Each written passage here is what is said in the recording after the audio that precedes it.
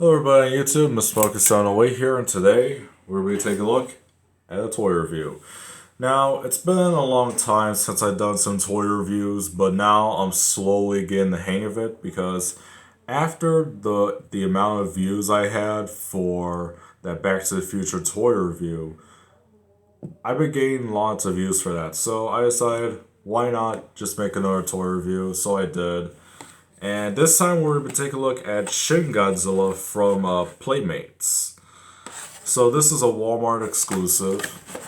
You can see that there's the front, the side, the top, the back, the bottom, and then behind there's all the other figures like Destroya, Space Godzilla, Gigan from Final Wars, and then the toy that we have right now. And then you got all the legal whatever, whatchamacallit. Anyway, that's enough about the box, and let's take a look at the figure itself. Alright guys, so here we have Shin Godzilla out of the box, and yeah,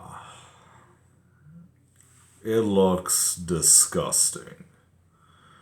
Now, the design is supposed to look like this because Shin Godzilla does look disgusting like this, but it's not the toy maker's fault, it's just the designer's fault. I mean, like, the concept artists that made the movie, that's their fault. We're just seeing whether or not this is a good toy or not, and if kids should be playing with this. The sculpt actually looks pretty okay. You can see the spines right here, that they're all black, all the way up to the mouth, his big alligator looking mouth with his single eye right there. You can see his tongue right there, it's just painted red, and then there's no inner detailing in the roof of the mouth. His teeth look a little sloppy. I mean, I'm seeing that there's like, take a close up right there, there's like a little paint bean right there. Then you get his claws, they look fine. See the red on his chest, and then the red down here, and then all throughout his spine, all the way up to the tail, up to the tip, where you see the mouthpiece in there, which contains, like, spoilers if you hadn't seen Shin Godzilla, but inside there are, like, inside the tail are, like, little human Godzilla babies inside there. It's really weird, but that's what happens at the end of the movie when they freeze him up like, oh, sorry, Mysterio. Didn't mean to do that. I'll cover him in a future video. But anyway, overall for sculpt and everything else, it's fine. It's alright. Then down here you get the legal whatchamacallit right there, Toho and everything else. So overall for everything, it's alright. Turning to articulation, Shin Godzilla can do the full Exorcist style head twist. His arms could rotate 360 degrees, even though this part of the body is blocking it, but they can do. His legs could rotate, or kind of rotate. Let's see yeah. Well, it looks like his feet could swivel 360 degrees if you move them out of the way. His tail has two joints. It could,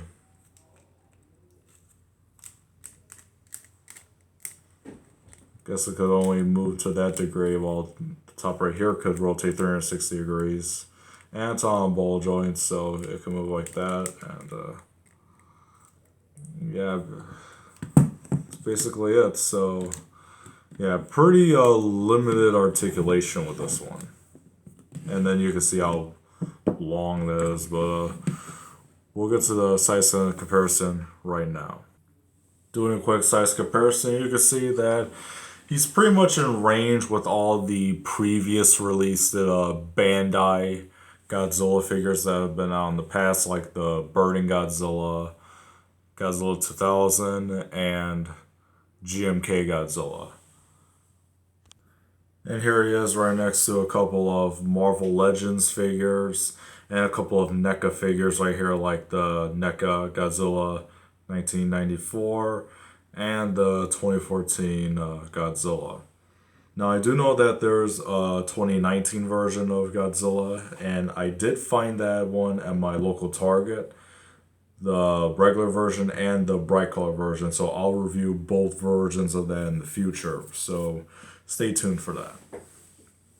But yeah, here he is right next to a couple of action figures, and you can see a good scale with it too. So overall, what do I think of this figure? Um, I think it's alright. I mean, don't get me wrong, I think the design is fine because he is supposed to look like this.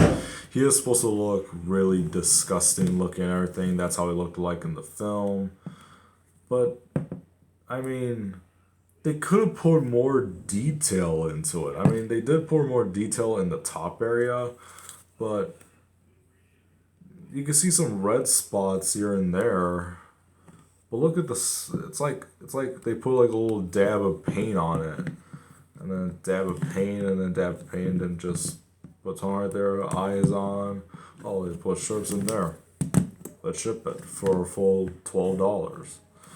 Well, I mean, come on. I mean, this is actually our second Shin Godzilla figure that we have in the U.S. because we do have one that is made by NECA. And I'm going to show you that. So, I mean, here's how he's supposed to look like in the film. I mean, they did get that right. He's all red all over the place, so they did get that right with the figure, but only in less areas. But take a look at the NECA figure. Look at that. That right there looks so much better than the Playmates one.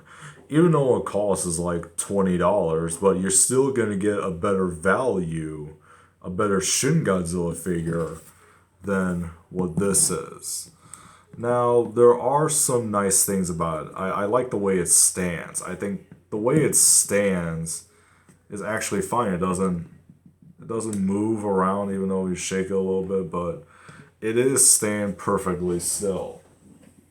However, with Bandai's, they don't stand. I mean, look. So this feet's level, but this foot rises up a little. You see that? Look. I can fit my whole finger through it. I gotta raise up like that, and then there it's level. But in the art, it's supposed to be bent like that. So that's level, but it's not. I mean, this figure's not level. Even though it's one of my favorite designs, my only problem with this figure is the feet. The feet are terrible on this figure. But with this figure, the feet are actually fine. Even though I wanted more articulation in the feet to go like a full 360, I mean, these could go, like, if you move the arm, they could go full 360. Yeah, like that. The arms, well, they could go 360, but they're fully restricted by the body. So yeah, if you're picking up a Shin Godzilla... What? Alright guys, sorry about that. My grandma called me. I had to do some laundry. But yeah, you get my point here.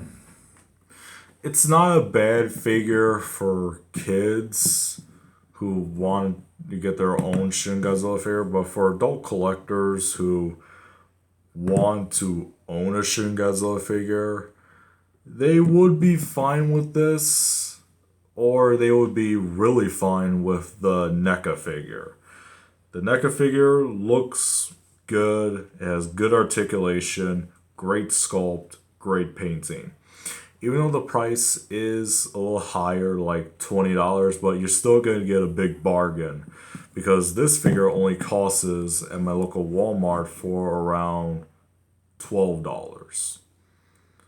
So $12 for this figure gets beaten by NECA's $20 Shin Godzilla figure. That is really outstanding.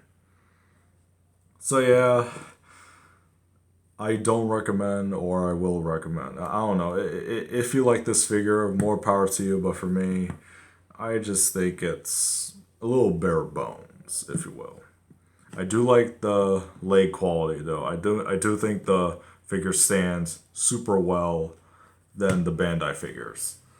But the paint, the limited articulation, everything is what really kills the figure. And it's such a shame, too. And that's going to be it for my review for today. Thank you guys for watching. Until next time, see you in the next video. Bye.